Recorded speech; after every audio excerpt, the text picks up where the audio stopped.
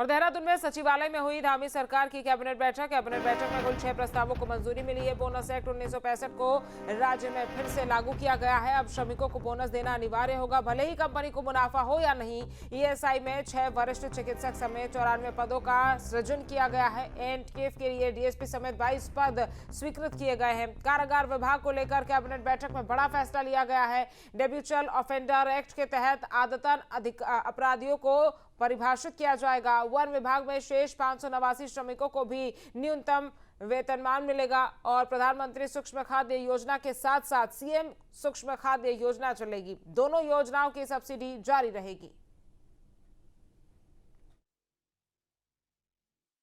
Payment of bonus Uttarakhand amendment bill 2020 को वापस लिए जाने के लिए जो प्रक्रिया था वो पूर्ण कर दिया गया है।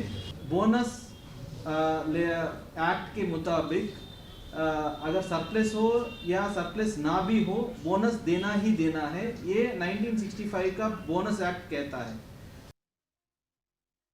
ईएसआई डॉक्टर्स के लिए जो नियमावली है उसके ऊपर रिक्रूटमेंट एंड सर्विस कंडीशंस का ये नोटिफिकेशन होने के लिए Uttarakhand employ state insurance scheme labour medical service, इसका 2006 में जो नियमावली बना है इसको संशोधन करके आज हम लेके आए हैं।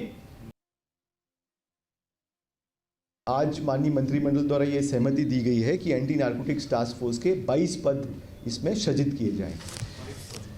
22 पदों के सृजन पे सहमति दी गई है। इसमें आपका पुलिस उपाधीक्षक का 1 पद है, ड्रग निरीक्षक के 2 पद हैं, निरीक्षक का 1 पद है, उप निरीक्षक के 2 पद हैं, मुख्य आरक्षी के 4 पद हैं, आरक्षी के 8 पद हैं और आरक्षी चालक के 2 पद हैं। ऐसे ऑफेंडर्स जो बार बार क्राइम करते हैं उनको हैबिचुअल ऑफेंडर उसमें कहा गया था और इसमें ये कई प्रदेशों से ये मामला सुप्रीम कोर्ट में भी गया था कि हैबिचुअल ऑफेंडर की जो डेफिनेशन है वो जो एक्ट है, हैबिचुअल ऑफेंडर एक्ट है, उसके अनुसार होनी चाहिए।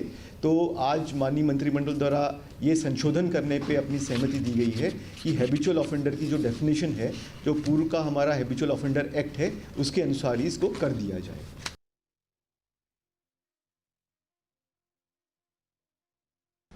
मुख्यमंत्री पुष्कर सिंह धामी की अध्यक्षता में हुई कैबिनेट बैठक में आज 6 प्रस्तावों को हरी झंडी दे दी गई है और इनमें कई प्रस्ताव बहुत महत्वपूर्ण हैं।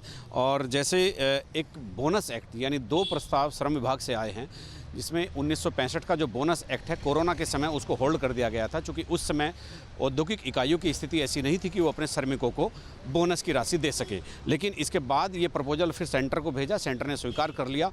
अब राज्य में सेंट्रल एक्ट बोनस एक्ट 1965 फिर से लागू हो गया है।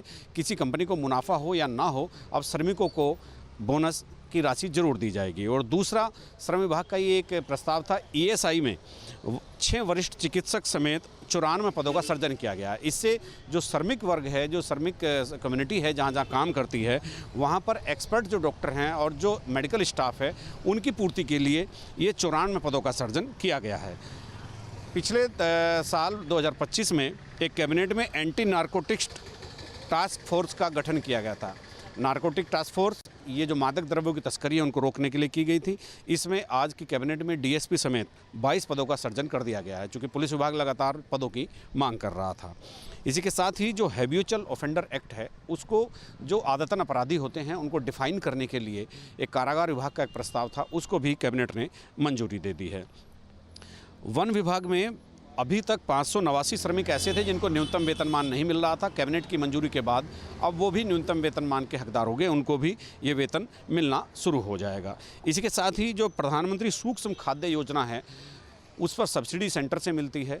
और अब चूँकि मुख्यमंत्री खाद्य योजना भी है, सूक्ष्म खाद्य योजना भी है, उस पर भी सब्सिडी मिलती है। तो ये तय किया है गवर्नमेंट ऑफ उत्तराखंड ने कि जब तक प्रधानमंत्री सूक्ष्म खाद्य योजना चलती रहेगी, तब तक मुख्यमंत्री की तरफ से भी यहाँ पर मुख्यमंत्री सूक्ष्म खाद्य योजना को लेकर के सब्सिडी जारी रहेगी। अपने सहयोगी कैमरामैन सोनी कुमार के साथ न्यूज स्टेट के लिए देहरादून से अजीत सिंह राठी। आपके मोबाइल पर तुरंत आएगी ब्रेकिंग न्यूज। स्क्रीन पर सबसे पहले दिखेगी बड़ी खबर। देश दुनिया की हर खबर एक जगह। अब आपके मोबाइल पर तुरंत फटाफट इंस्टॉल कीजिए न्यूज नेशन ऐप और रखिए खुद को अपडेट।